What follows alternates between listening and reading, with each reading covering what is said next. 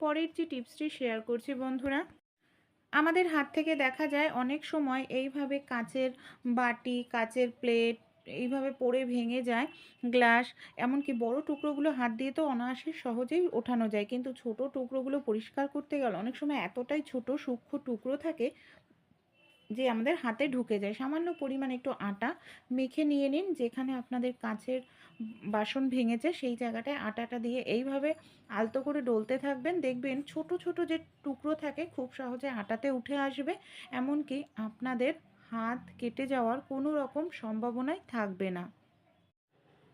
সিম আমরা কম বেশি প্রত্যেকেই খাই। অনেক সময় দেখা যায় গোটা সিম দিয়ে পাতুরি করি, ডালে খাই, অনেক সময় সিমের মধ্যে পোকা থেকে যায় গোটা সিম রান্না করলে।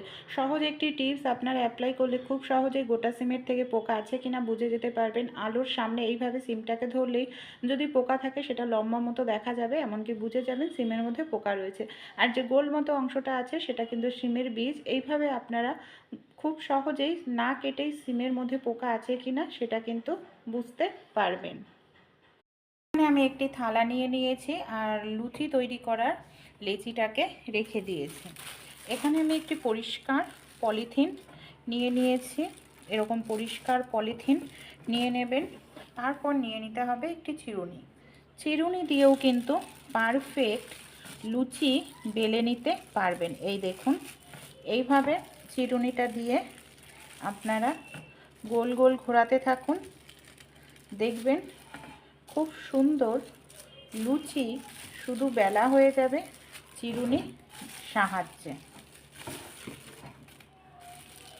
বেলন চাকির প্রয়োজন পড়বে না। আমি বলছি না প্রত্যেকে করার জন্য, এমার্জেন্সির সময় এই টিপসটি কাজে লাগালে আপনাদের লুচি বেলা পারফেক্ট হয়ে যাবে।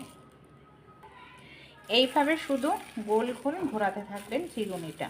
যেখানে ভাবছেন মোটা রয়েছে সেই জায়গাটার থেকে এইভাবে নিয়ে গোল গোল ঘোরালেই খুব সুন্দর লুচি শুধু চিরুনির সাহায্যে দেখুন আমি বেলে নিলাম।